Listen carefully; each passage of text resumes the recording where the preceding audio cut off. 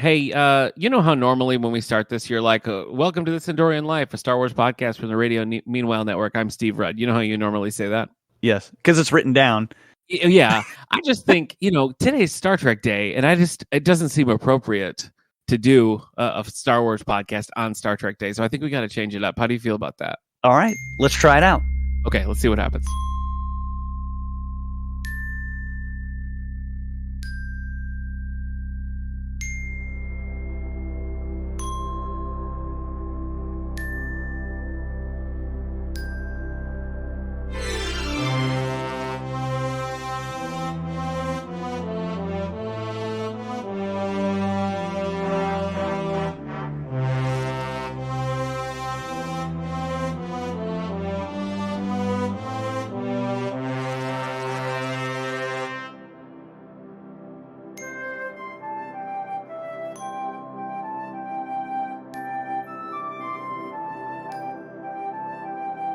Welcome to This Enterprising Life, a Star Trek podcast from the Radio Meanwhile Network. I'm My Nick name Gunning, is and Steve today Rudd. we're going where no one has gone before.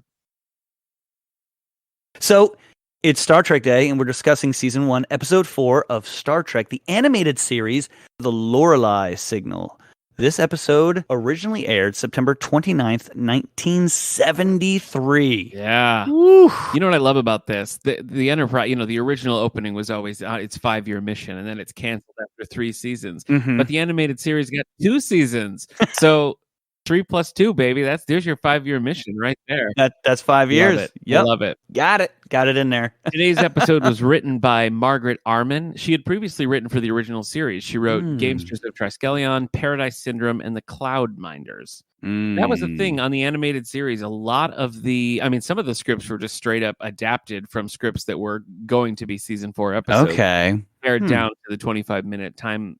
But even the ones that weren't, a lot of them were written by, veterans of Star Trek, some veterans of sci-fi. Some cast members. Walter Koenig wrote an episode of Star Trek. Really? Series. He did, yeah. He's yeah. not in it. I saw DC Fontana was a big heavy hitter in there as well. DC Fontana had a lot to do with the animated series.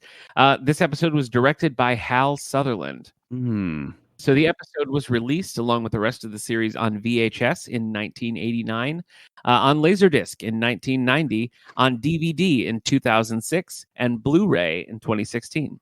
At our time of recording, it's available for streaming on Paramount Plus. Steve, how did you watch this episode? I watched it on Paramount Plus because apparently I don't have it anymore. You don't have it? I had it when we were in you had it, you bought it, and then I bought it, and I just don't have my copy. Maybe I let somebody borrow it, and I just forgot. Just like with Sharknado, I did watch this on DVD. I watched my old college era DVDs, and it's a good time. It's a cool package. It's a little white, like clamshell package. It's got the clear delta, or like the orange translucent delta symbol. It's cool. It is a cool package. It's not flat though. It is slightly. So it doesn't quite fit on the shelf really well. That was a weird choice. I know. It's true, but I love the look of it. I'm glad they went with something unique. And over the years, I've considered, upgrading to the Blu-ray version because it does. It looks good. The animation just even looks more crisp and the color's brighter. But I just love that 2006 DVD. So. Oh yeah, it's so great. I popped it in. That's how I watched it. This story was novelized and expanded in Star Trek Log 2 by Alan Dean Foster. So I interviewed Alan Dean Foster back on the All the Books show, and we talked specifically about these Star Trek logs because Alan Dean Foster is one of the few authors who have written extensively for both Star Trek and Star Wars. And not only that, but he was there kind of on the ground floor of both of these. Oh, wow. Okay. Alan Dean Foster wrote the novelization of Star Wars, though it's credited to George Lucas. He also wrote Splinter of the Mind's Eye, which is the first continuation of Star Wars anything, that novel. But he also wrote, like way back in the day, he wrote all of these animated logs. He wrote like the book to record Star Trek stories. But he told me on that interview that these novelizations that he did for Star Trek, the animated series, Pocketbooks or whoever had snapped up all the rights to do any kind of Star Trek fiction, but they didn't secure rights for anything animated or novelizing cartoons or animated series. So another publishing house snapped up the rights, hired Alan Dean Foster, and he was like, look, I can't write a novel-length book on a 20-minute episode. And so they start off by having like 3 per log, and this one is in log 2. But by the end, they're running out of material. So he starts kind of having the episode be the tent pole of it and expanding the story to full length. So really interesting that's story. Cool. It's almost the reverse. It's how difficult it is to probably take a book and cram it down and, like a sit down 6-hour book and cram it into an hour and 40-minute movie. But this is the opposite, like taking 20-minute episode and trying to make it a 300-page book. That's got to be really hard. Have you ever read Larry Niven's, like those Manzinti Wars, that whole big series? No, I never did. So Larry Niven, he wrote an episode of this, and he used characters from that series. He used like the Zinti in the animated series. So there's like this weird crossover between Star Trek the animated series and Larry Niven's like interconnected worlds out there. And Alan Dean Foster had to then go and take an episode that was adapted from a Larry Niven short story, then turned into an episode, and then Alan Dean Foster took the episode and expanded it into like a full-length novel. So just a crazy, it's so convoluted. No, it's all rights and licenses and Anyway, all that to say, the animated series has been released many a time and has been expanded into other medias. Today's episode is episode 4. The cast includes William Shatner as James Tiberius Kirk, Leonard Nimoy as Spock, DeForest Kelley as Dr. Leonard McCoy, James Doohan as Montgomery Scott. He also voiced Lieutenant Ericks in the series.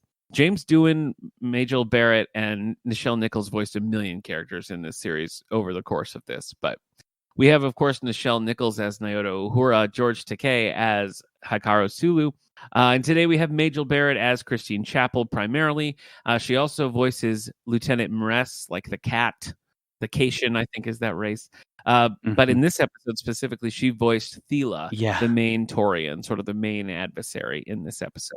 Yes. So the whole original cast is back, minus Walter Koenig, and it was strictly a budgetary thing. They're like, we don't have the money to pay you, brah. So that's why he wrote an episode. He did write one episode, and that was it. It's crazy, though, because this is like, I mean, I don't know. Wouldn't the guy that came in only, a third of the way? No. Yeah, he came in second season, right? Yeah, Wouldn't he be like the one that's probably the least paid? Cheaper. Yeah, but he's also the most expendable, And when you watch the original series, the movies made Chekhov such a staple of that crew. But the original series, he's got a few episodes where he gets a lot of play, but he just always sits there angry, looking at the screen, angry. That is like his thing. With the worst wig in television history. It is so bad. Oh man. Our featured cast member today is the late, great Nichelle Nichols. We talked about her in a previous episode. Nichelle Nichols passed away in July of 2022 at the age of 89 after a legendary career in film and television. She first appeared as Lieutenant Naoto Uhura in The Man Trap, a 1966 episode of Star Trek, the original series. Was in the original series for 69 episodes and would go on to continue the role in the animated series, all of the feature films featuring the original cast. She did several video games and also continued even late in life to play Uhura in fan-made productions and things, which I'm sure gave those people, those casts, a real thrill to be working with someone of her stature. But, I'm sure. And Uhura gets a lot to do in this episode, so that's fun.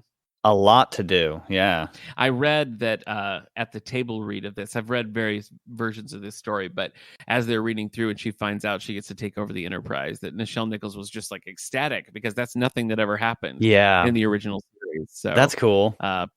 Again, another big moment here for Uhura.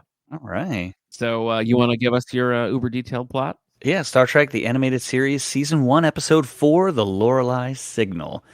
On its 5-year mission, the Enterprise investigates a region of space where ships strangely disappear every 27 years. Encountering a signal, the male bridge crew is strangely affected and drawn to a distant planet. Uhura suspects something is awry and is skeptical of the signal's purpose. Against Uhura's best judgment, Kirk orders the Enterprise to follow the signal to a lone planet. Kirk, Spock, and McCoy beam down to the planet and are immediately entranced, but in reality captured by the planet's native Siren inhabitants. Uhura and Nurse Chapel investigate the signal and quickly discover the fatal effects of the planet. Acting quickly, Uhura takes command of the Enterprise. Growing old and weak rapidly, McCoy, in a last-ditch effort, injects the away team with a stimulant that gives them enough strength to escape. Spock manages to alert the Enterprise, who responds with an all-female away team impervious to the planet's effect. Thela, the leader of the planet's inhabitants, describes the prison she and the other female survivors have endured. They allow Uhura to bring the away team to the Enterprise, and using the ship's transporter, are able to restore them back to their age and strength prior to beaming to the planet. Sympathetic to their condition, Kirk makes good on Uhura's agreement with Thela after she destroys the signal. Thela and her people are eager to leave the planet and live a new and normal life. Roll credits. Good episode. Yeah. I'd seen it before, but like I hadn't really, I don't know. This time I was like sitting down and really watching it in preparation for discussing it. Yeah. And it's just a strong episode. It's not just like, oh, that's a good Star Trek cartoon. Like it's good Star Trek, you know? Yeah. And it's funny. Like it reminded me of what that's why I put Sirens in there, Jason and the Argonauts, right? And Odysseus, they encounter the Sirens, you know, but this put like a really cool scientific purpose of it. This is Star Trek, you know, like we go over Ewoks, right? And then all the time we're like, man, this really just doesn't feel like Star Wars. It just doesn't. Yeah. This was this took something from, you know, the Iliad and the Odyssey or whatever the stories are, I can't remember, about Odysseus and Jason and the Argonauts, and made it make sense in a way. Instead of just being a mythological creature, they're like, no, there's an issue with the planet, you know, that does this, you know, and then there's a signal that draws people there so that they can be regenerated. Basically, the inhabitants of the planet need to be regenerated every 27 years. Well, that's the thing that Star Trek does so well. I mean, it takes what is essentially a fantasy plot and gives it that science base, making it a science fiction plot, but you kind of get the best of both worlds. Yeah. One thing that really stood out to me watching this was, you know, the animation in this series is much worse than the animation in Ewoks, because so much of it is completely still. Yes. Like the background characters are still, and you just have the lips moving, or you're only seeing someone in shadow, or you're only seeing someone from the side, or, you know, it's a still shot and one thing moves across it. You can tell that they're cutting every corner that they can, making it as cheap to produce as possible. And Ewoks is kind of the opposite, you know, like this season 2 art, which we've kind of dogged. You know, it's energetic and a lot is happening. They're not corners. Like I don't particularly like it, but they're going for it. And so I think it highlights the importance of writing, because this is just a tightly plotted, well-written story that really cooks in these 22 minutes. So it doesn't matter that the animation half the time is stock still, because the story is moving all the time. And it's like the polar opposite of the Ewok show. I just thought it was really interesting to watch it in the context of being in the midst of Ewoks. And it really works. Like even, you know, like I went back and watched it twice just because I wanted to make sure I didn't like miss anything. And you know, there was stuff that I picked up on the second time, like when, you know, just watching that episode of Strange New Worlds, the one with Uhura that focuses on her and her skills, and Cadet Uhura, right? So she's new, and they're, you know, they don't quite trust her yet. They make that clear in the episode. But here, Uhura on the ship says something when they're all like, "Oh yeah," and Spock's like, "Logically, it's a signal, and we need to go to it. They're calling to us," and she's like, my assessment isn't that it's a signal. And I thought it was really interesting the way she said it was just like, yo, no, it's not. Like I'm the expert here, you know, no, it's not a signal. Right. Like even logically it's not, or it's not calling, it's just a transmission. Right. And so I just thought that was funny that like, and then you can really tell they put it on thick with like, noted, Uhura, let's go. You know, Kirk is just like, you know, you can tell that there's like, wait, something is really weird. And she's already suspicious. And I thought that was really cool that she's like, what? Like, no, my assessment isn't that at all, you know? So I picked up on that. I thought that was really cool. Yeah. Then I think they did some, I don't know if I didn't understand it well enough, but it seemed like at the end of the episode when Thela destroyed the signal, she's like, I made good on your deal with the deal with Kirk. And I thought, well, that's really interesting. It kind of really wasn't Kirk. So even though it almost seems like there was maybe an off-screen deal between Uhura and Thela. It had to have been, because she's the one who allowed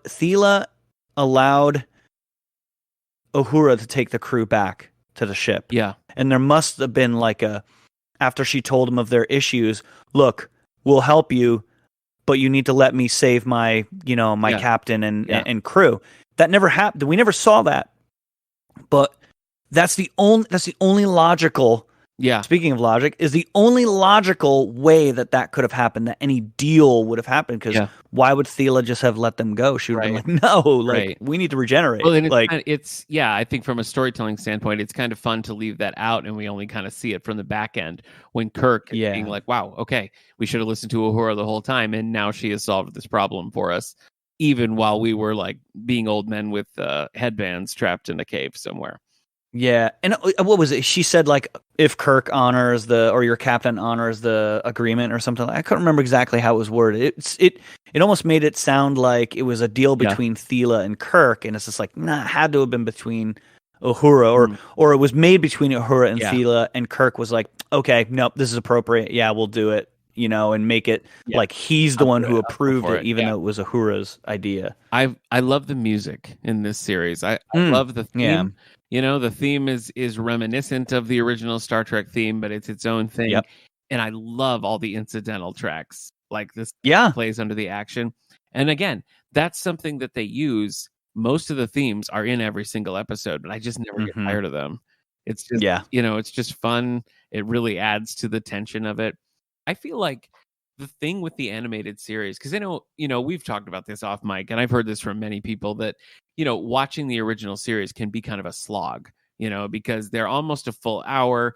There's a lot of stuff where you're just like, let's move this along, and I feel like the animated series at this crisp, like 22, 25 minutes, whatever it is, requires that all of the stuff that can be cut, and we just focus on a little bit of character work and a tense plot, and it makes it a very like lean and mean episode.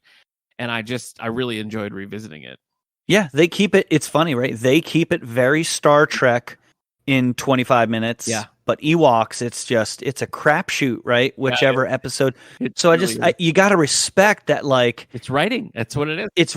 It really is writing. Yeah. Even if the Star Trek people were like, look, you do have the rights, you can incorporate Star Trek things, but the Star Wars crew, they were like, you can be called Ewoks, but you can't really take anything from Star Wars. Yeah. You should still be able to write compelling episodes that seem like Star Wars. Well, yeah, I mean, the themes of Star Wars are not particularly original. They borrow from a million things, So, oh, yeah. So it wouldn't be that hard.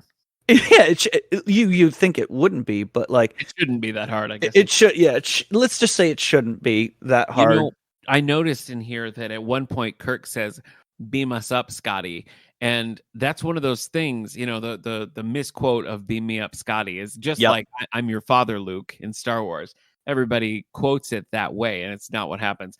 "Beam us up, Scotty" is as close as he ever comes to the classic "Beam me up, Scotty." Yeah. So it's Scotty, beam me up, right? It's not beam me up, Scotty. It's Scotty, beam me up. In the movies he says Scotty, beam me up, and here he says beam us up, Scotty. And those two are like, pick whichever one you think is closest to beam me up, Scotty. So I thought that was kind of just a fun. And the Star Wars one, right? It's everyone thinks it's Luke, I am your father. It's no, I am your father. Yeah. No, I am your father. Yeah, so I usually hear "I'm your father, Luke" as like the misquote. Oh, you do? Oh, okay. Yeah. I hear it was whatever. It's all over the place. Same concept. But I had a good time. I felt like the resolution is they beam them back up through the transporter and use the patterns from when they went down to restore them to their health. There's a Next Gen episode in season 2. I remember it's season 2 because it's a Pulaski episode, Dr. Pulaski. Yeah. And they use the exact same plot. Really? Exactly the same. Yeah. They go down to this planet, they get old, they don't know how to reverse it, and they use the transporter to put them back. Oh my gosh. Do you know what I'm talking about? I do know, and it's Pulaski's down on the planet, right? Yeah. She's already old, just getting older, which I do know that episode now that you're talking. Yeah. And I remember her in front of the screen, just like she's like so tired, like we're just gonna Yeah. Yeah. So I remember that. That's great. The resolution's exactly the same. So the animated series got there first, I guess. I completely forgot about. Isn't that crazy though? Like, I mean, I'll save it. I got something saved for my Oak of Arc and. Well, let's get into it. Let's get into it. Yeah. Let's get into it. All right, Steve. What is your darn it, Jim moment? Your worst moment? Okay, mine was the fact that couldn't they just use this transporter trick anytime?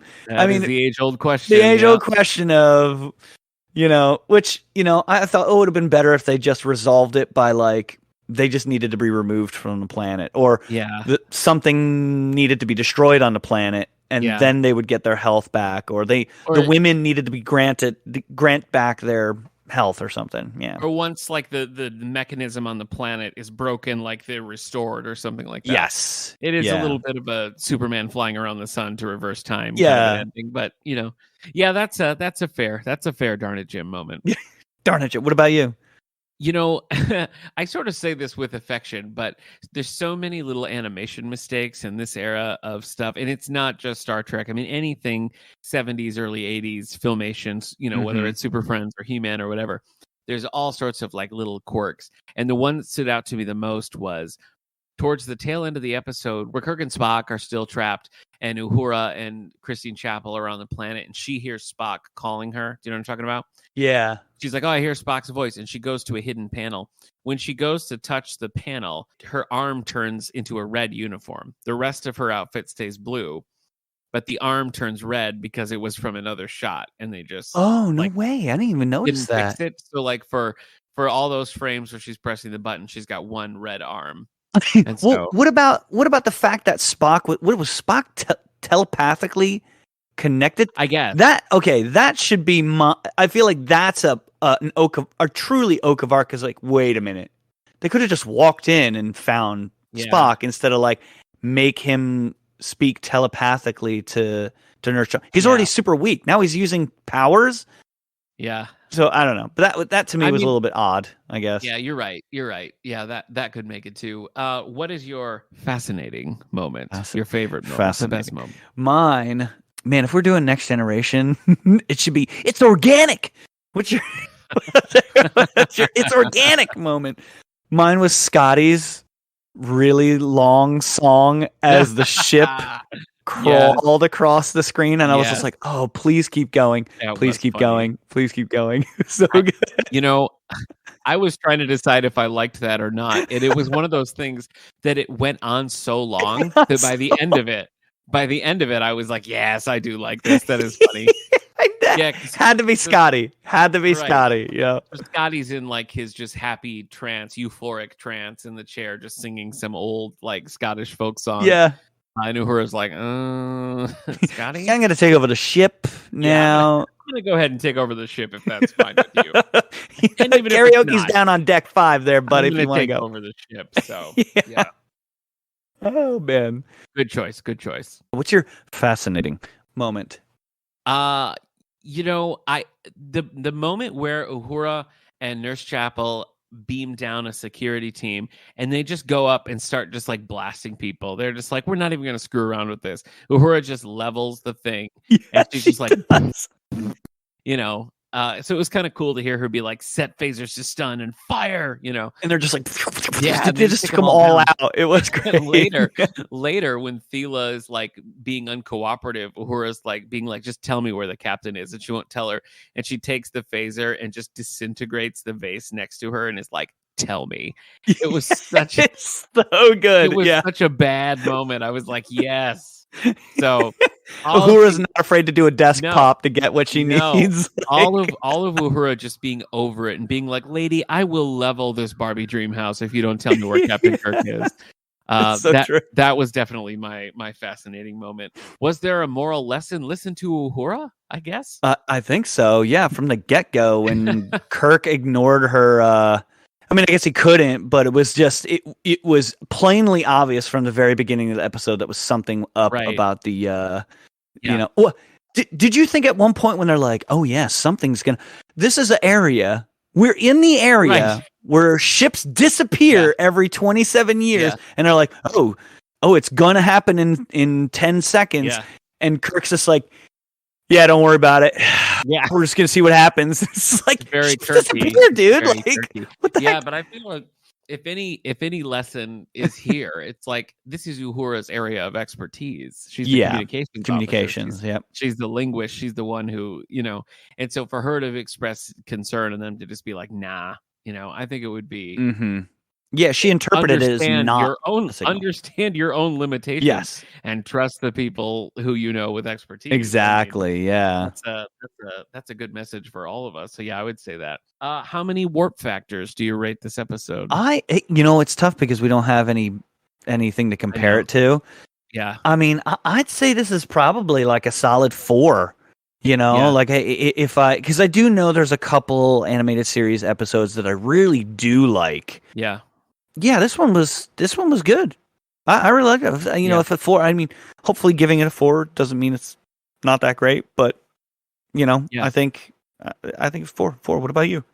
Listen, I could be talked into a 5 on this one. Really? Just because I like when Star Trek does something a little different. The classic of all the original series era stuff, whether it's the shows or the movies or books, tend to focus on the trinity of Kirk, Spock, McCoy. So the fact that this episode kind of sidelines those characters and it's more of an Uhura, Nurse Chapel, and still Spock story, I feel like is just really interesting, and it's a good use of the talent that they have. So I feel pretty good about this episode overall. I think it's a lot of fun. It's one of the best, I think, of the animated series, but they're all pretty good. Yeah, they really are all pretty. I mean, there's a couple weird ones. Yeah, some are kind of kooky. Where the animation is just a little weird. Like, that's what you really chose to go with? Okay, whatever. Yeah. But, I mean, this... Now I feel bad guy gave it a 4. It's okay. It's all right. Because it's good. I mean, the whole time, I watched it twice. I was like, I'm going to watch that again. I'm going to watch it again. You gotta be true to your heart. Yeah. When did you first watch this? Did you watch it you didn't see this as a kid, right? You just watched this I didn't see this as a kid. No, the first time I watched it was probably when you bought it together, on DVD, and we watched it together. Yeah. We watched all of it. So the complete series. Yeah, it comes with all of it. Oh, that's right. Yeah, it's just the 2 seasons there. What is your favorite Star Trek? I know we talked about this over on Deep Space Nine. Star Trek Day. Oh, that's my favorite. Up. Yeah. Deep Space Nine is your favorite. Okay. Yeah, and that's, I mean, the original series was my first. Then, my brother was really into the Next Generation, so we saw that on syndication. Yeah. And then, I remember watching Deep Space Nine and Voyager from start to finish, watching it on television, and Enterprise was, I couldn't handle that. I don't know. Did you watch that in college at all? I can't remember. Enterprise? I remember you guys watching Next Generation a lot.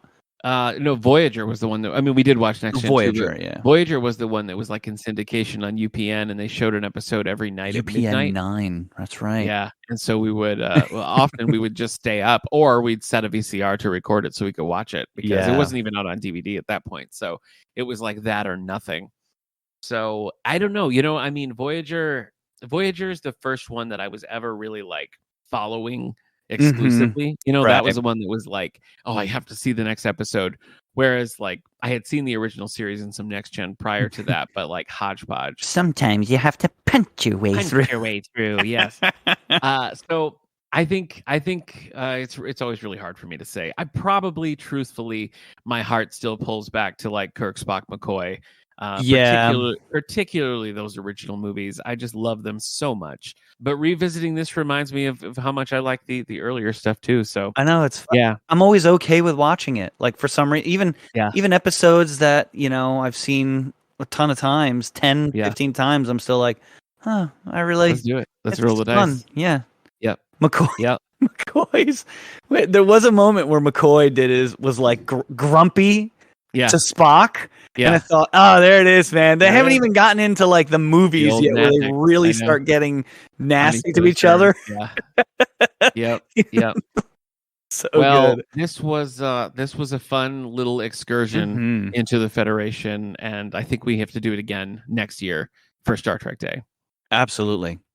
But next time we will be back on Endor in season 2 with episode 6A, Gone with the Mimps. And we'll be joined by special guest star Hillary from previously on X-Men. All right. So I know we've teased that before, but now it's really going to happen, Steve. That's true. It's going to happen. Yeah.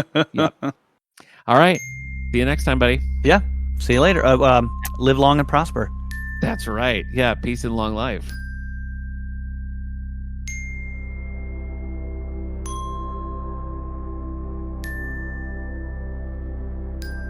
This Enterprising Life, a Star Trek podcast, was brought to you by the Radio Meanwhile Network.